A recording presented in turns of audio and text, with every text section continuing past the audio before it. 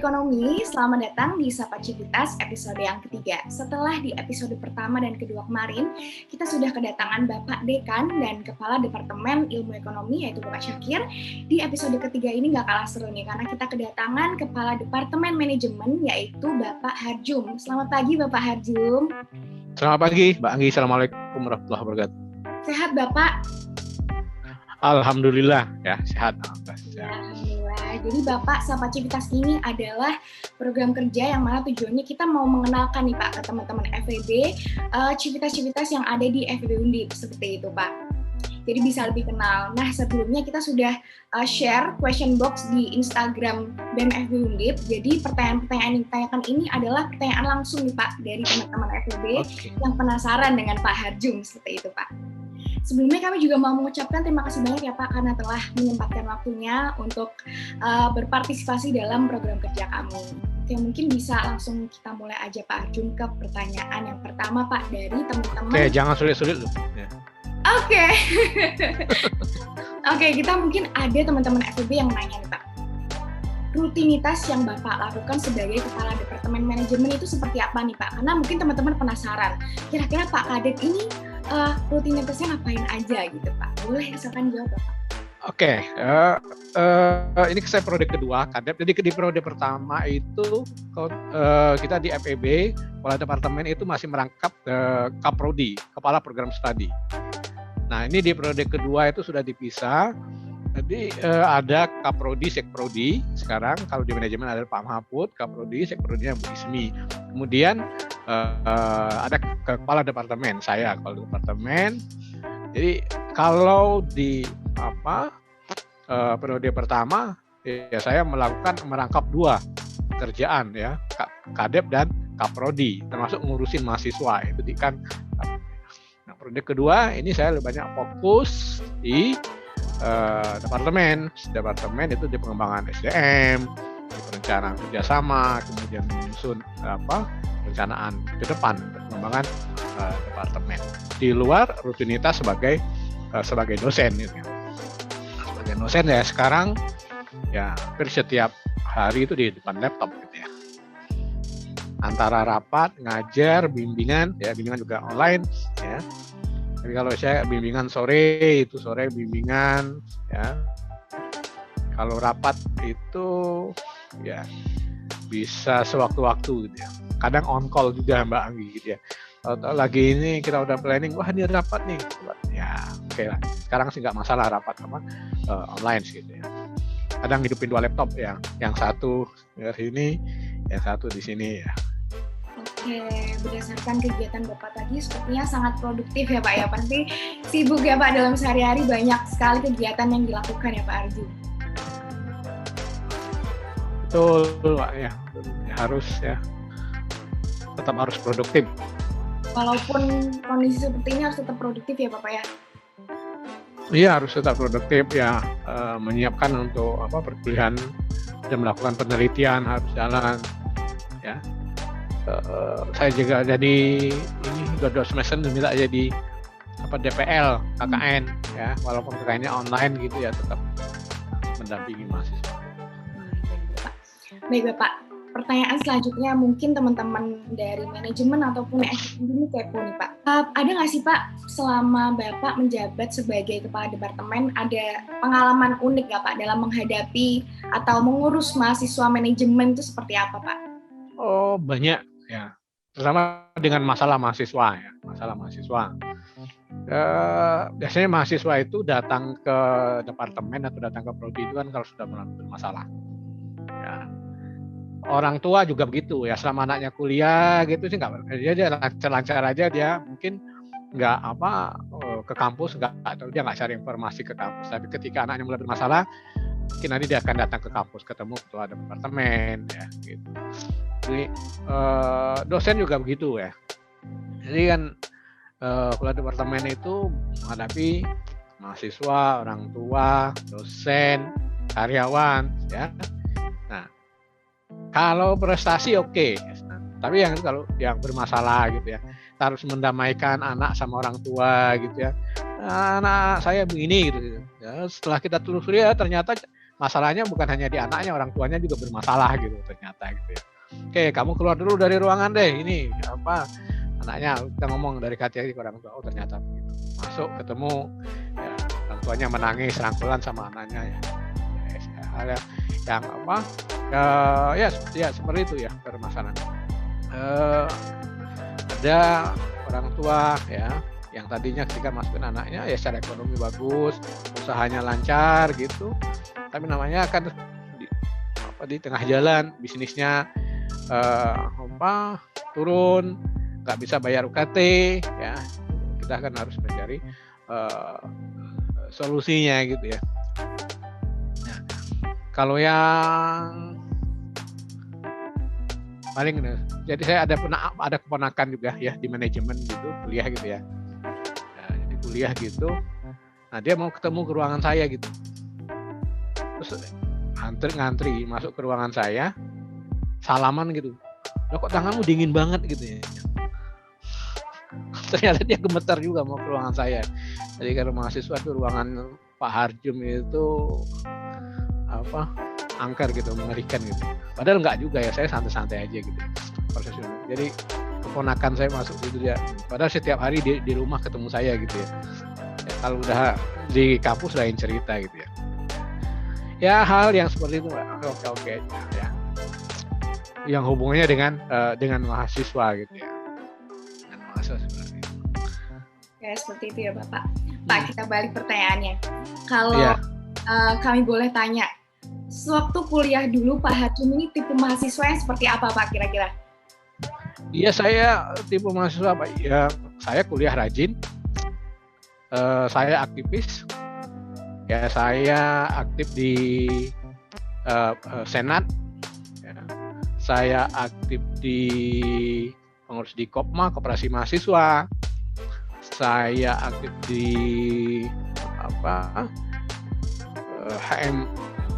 HMJ ya, mahasiswa manajemen ya. Saya mengurusi, kami punya majalah ya, saya jadi redaktur ya, kemudian saya jadi asisten dosen ya, saya jadi asisten dosen, saya ngajar juga di luar, kemudian ya karena saya secara ekonomi ya orang tua saya pas-pasan, saya juga harus mencari uang ya, saya juga jualan, saya pernah jual jajan keliling ya, macam-macam ya. Ya seperti itulah ya. Saya seperti sampaikan, saya harus bukan hanya lulus dari manajemen, saya bilang ya, saya harus mendapatkan sebanyak mungkin gitu. Aktif juga ya, cari pengajian di kampus. Kalau di UGM, saya di S1 di UGM ya, ada kegiatan di cari seminar ya, yang gratis gitu ya. Seminar, apalagi kalau seminar gratis terus ada konsumsinya gitu ya. Biasanya kalau yang menyelenggarakan fakultas kan gratis, ya. Terus ada konsumsinya. Dan saya pertama kali makan di hotel, ya ikut seminar fakultas ya. Saya pertama kali makan di hotel, saya ingat betul di Jogja itu. Ya fakultas ulang tahun ngadakan seminar di hotel, ya saya langsung daftar ikut gitu, makan enak di hotel. Wah itu luar biasa itu. Seumur-umur baru pertama gitu. Ya nih ya, saya katakan ya mahasiswa, kalau saya mau dibilang siapa, mahasiswa yang aktivis ya. Jadi saya tahu ya pergerakan mahasiswa tahun 98 saya masih ikut aktif ya, lari dikejar polisi ya, itu udah biasalah. Ya berarti Bapak Harjum selain akademik juga, tapi ini ya Pak, non akademiknya juga dikejar ya Pak ya, berorganisasi. Oh iya harus itu, ya harus. Ya berarti Bapak Harjum juga lulusan manajemen ya Pak ya? Yep, saya manajemen konsisten dari S1 di keuangan, S2 keuangan, S3 keuangan. Berarti manajemen sudah melekat di hati ya Pak ya, kayaknya nih Pak. Iya, kelihatannya begitu. Oke Bapak, melihat situasi sekarang ini ya Pak, kan pandemi dilaksanakan secara online, kalau misalnya offline mungkin banyak ya Pak kegiatan yang bisa dilakukan seperti Bapak tadi yang dijelaskan. Nah, menurut Pak Harjum, dengan situasi seperti ini, tantangan yang Bapak hadapi apa Pak? Mungkin dalam mengajar atau dalam mengatasi segala permasalahan yang ada di jurusan manajemen dan sebagainya, seperti apa Pak? Ya kan ini kan kondisi ini kan datang tiba-tiba, ya. Nah, yang pertama waktu di awal itu ya kita harus menyesuaikan banyak hal. Ya, kemudian kan ini ternyata nggak hanya sebentar, jangka panjang. Nah, jangka panjang artinya kita harus beradaptasi. Nah, maka hal-hal yang kaku yang tadi tidak bisa kita lakukan harus secara offline, bagaimana kita memikirkannya bahwa itu bisa dilakukan secara online. Ternyata setelah kita jalan itu semua bisa kita lakukan. Ya memang yang setidaknya kita bisa mix, ya setidaknya kita bisa mix. Nah, memang ya yang namanya perubahan lingkungan semua harus beradaptasi dong. Nggak bisa kita minta mahasiswa aja yang berubah, dosennya nggak mau berubah. Saya bilang enggak, kita juga dosennya harus bisa menyesuaikan. Maka kita harus cari bagaimana caranya supaya kita nggak banyak kehilangan opportunity. Ya, bukan berarti ya kita hanya mengandalkan apa yang ada di proses perkuliahan online itu, tapi kita cari yang lain. Seperti itu.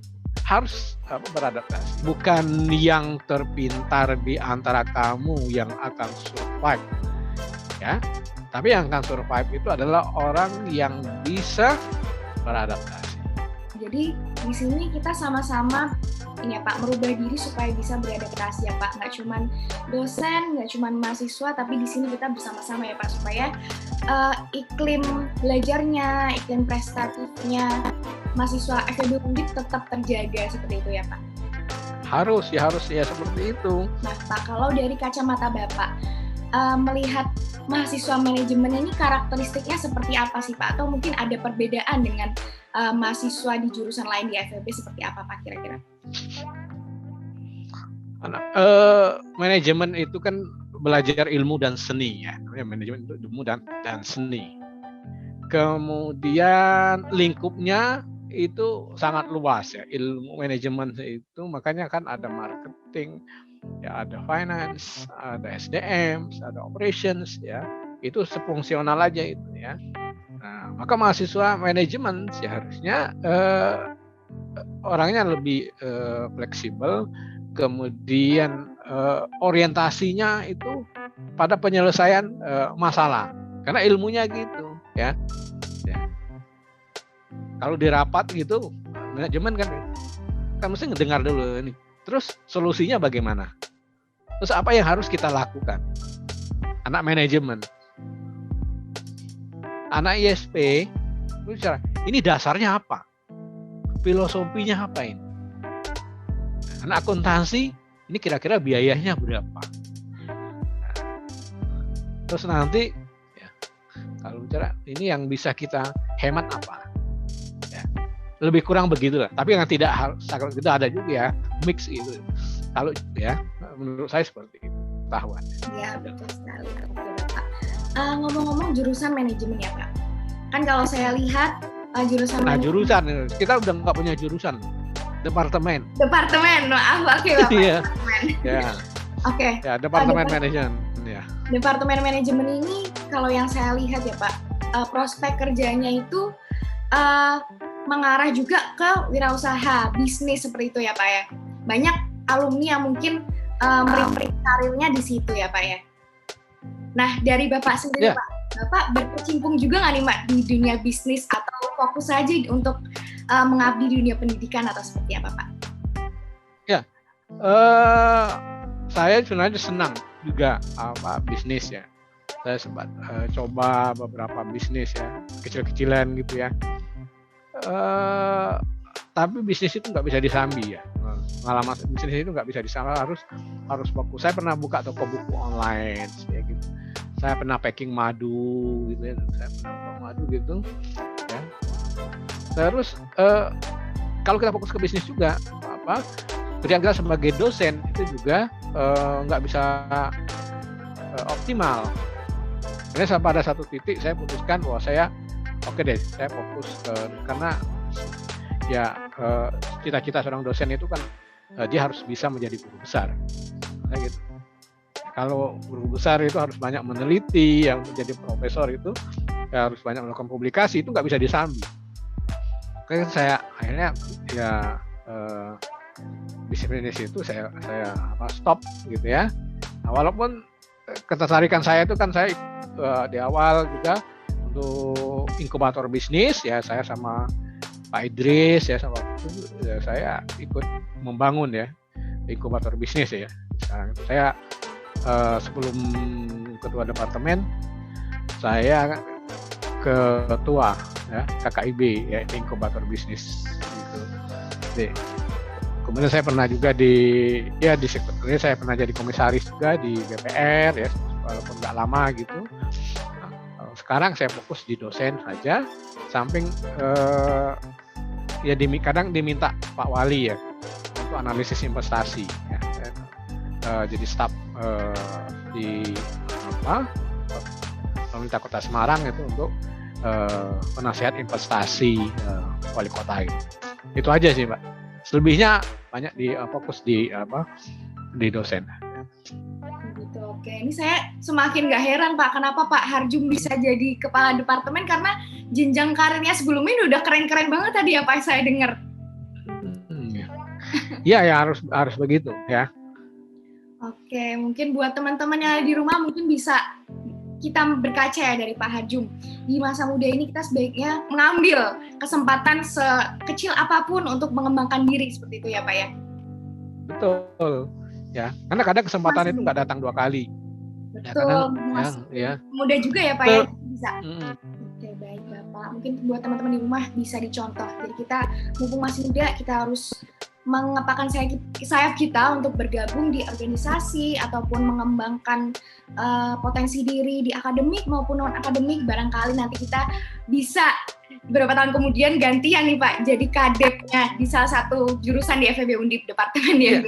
Bisa di mana saja, nggak harus pokoknya di organisasi dia mesti berjenjang ya.